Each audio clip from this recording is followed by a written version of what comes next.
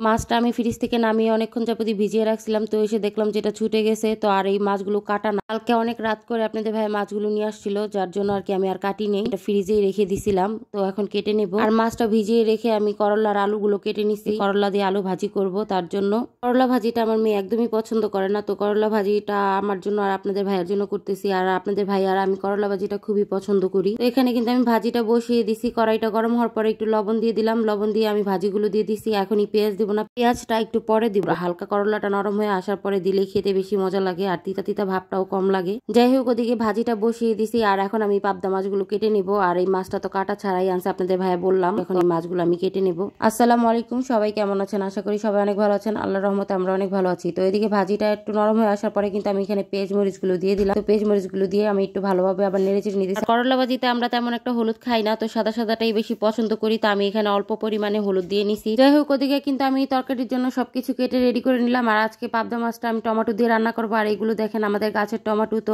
এতদিন তো কাঁচা টমেটো ভাজি দেখাইলাম, তো আজকে এই গাছের টমেটো দিয়ে তরকারিটা রান্না করব। আর এই টমেটো গুলো কিন্তু একদম পেকে গেছে, তো একটা বেশি পাকা ছিল আর এগুলো একটু হালকা কাঁচা ছিল, যার কারণে আমি এই একটা টমেটো দিয়ে আজকে রান্না করব। আর বাকি যে টমেটো গুলো ছিল ওইগুলো একটু কাঁচা কাঁচা ছিল, আর কাঁচা টমেটো দিয়ে তরকারি রান্না করলে তো তরকারি টক হয়ে যাবে, যার কারণে আমি একটাই বেশি পাক ছিল টমেটো, এই কারণে এই একটা টমেটো দিয়ে তরকারিটা রান্না করে নেব। এদিকে কিন্তু আমি মাছটা কেটে ধুয়ে একদম পরিষ্কার করে নিছি, তো রান্নাটা বসিয়ে দিছি। আর এদিকে কিন্তু আমার করলা ভাজি করাটাও শেষ। আর করলা ভাজিটা আজকে হালকা লাল লাল করে করছি, আর হালকা লাল লাল করে করলা ভাজি করলে খেতে বেশি ভালো লাগে। করলা ভাজিটা দেখা যেতেছে প্রায় সময় আমি এমনিতেই করি আলু ছাড়া, আর আলু যদি দিই, আলু দিলে অল্প পরিমাণে দিই, আর আজকে একটু বেশি পরিমাণে আলু দিয়ে ভাজিটা করে নিলাম। যাই হোক, এদিকে তো আমি তরকারিটা বসিয়ে দিছি। তরকারির জন্য পেঁয়াজ মরিচটা একটু লাল লাল করে ভেজে নিব। তো লাল লাল করে ভেজে নিয়ে তারপর আমি এখানে মশলাগুলো দিয়ে দিব। তো এই তো লাল লাল করে ভেজে নেওয়ার পরে এখন আমি এখানে একটু পানি দিয়ে দিতেছি। পানি দেওয়ার পরে আমি এখানে এক এক করে সব মশলা দিয়ে নিব। আদা রসুন বাটা দিয়ে নিলাম, এখন হলুদ দেবো, মরিচের গুঁড়া, লবণ, যা যা লাগে সবকিছু দিয়ে আমি মশলাটা ভালোভাবে এখন কষিয়ে নিব।